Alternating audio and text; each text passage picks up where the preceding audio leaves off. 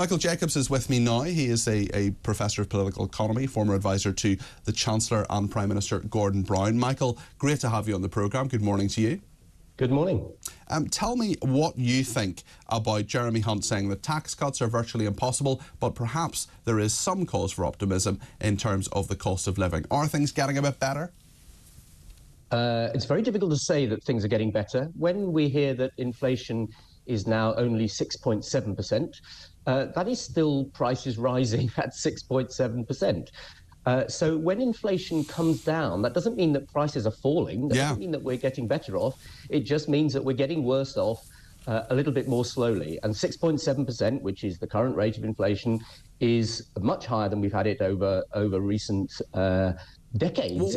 What should it be? And that means that we're getting poorer. So let's just be clear. We're getting poorer. That's what inflation means. Absolutely. What should inflation be? What's the kind of ideal? Is it about 2%, in that we should have some inflation, but not as high as 6.7? Yes, economists tend to think that you need about 2% inflation, and that's why the Bank of England's target that it's been set by the government is to get inflation around 2%, and it doesn't want it below that, because the terrible risk in any economy is deflation. Now, it may sound like falling prices would be a good thing, but the problem with falling prices is, which only a few countries have ever had in modern times, Japan notably, is everybody stops spending. Because you think, if prices are falling, I'm not going to spend on something now, I'm going to wait until the price is lower. And when everybody stops spending, then the economy collapses, basically.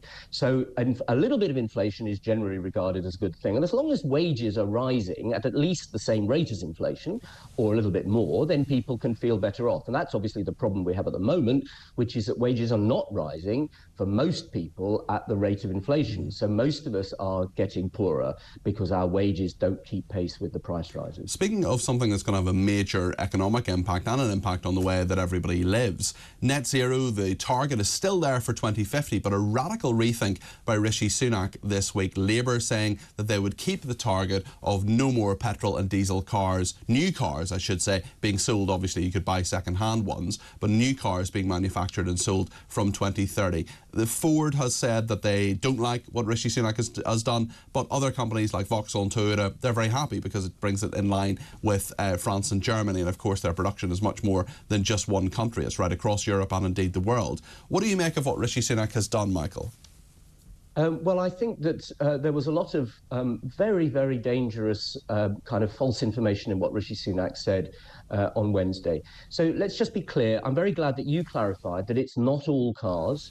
It's not that you won't be able to buy a petrol or diesel car after 2035 now, 2030 as was. You wouldn't be able to buy a new one. Now, 4 out of 5 cars sold in this country are second-hand. Most of us don't buy new cars. We buy second-hand cars, and of course that market would be unchanged.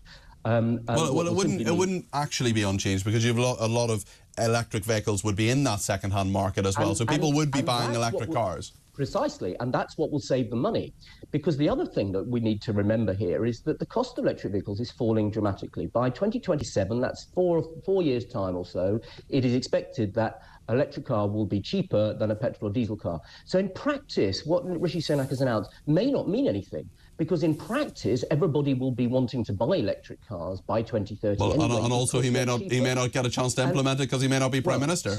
So that's the other obvious thing, which is why business was very upset by the announcement, by and large, and also on boilers, because they've been planning for something. And when policy changes, businesses get really anxious because they say, how can we invest if we don't know what policy is going to be, and if governments change their policy? So they were annoyed at the kind of principle, in a way, of just changing policy when you feel under a bit of political pressure. But in practice, my view is that it won't make a lot of difference, because firstly, because the vast majority of people don't buy new cars anyway, and secondly, because in fact, even the people who might have been wanting to buy a petrol or diesel car by 2030, they'll be saying, look, it's cheaper for me to buy electric. Let's just save the planet and buy myself a cheaper car as well. Michael, thank you so much for that. I just want to ask you a favour, and that's if you could possibly invent a time machine and go back to when I was at university and teach me economics, because that was so incredibly clear in terms of your views, and I've learned a lot from what you've said. Thank you very much indeed. That's Michael Jacobs there, who's a professor of political economy. He's also former advisor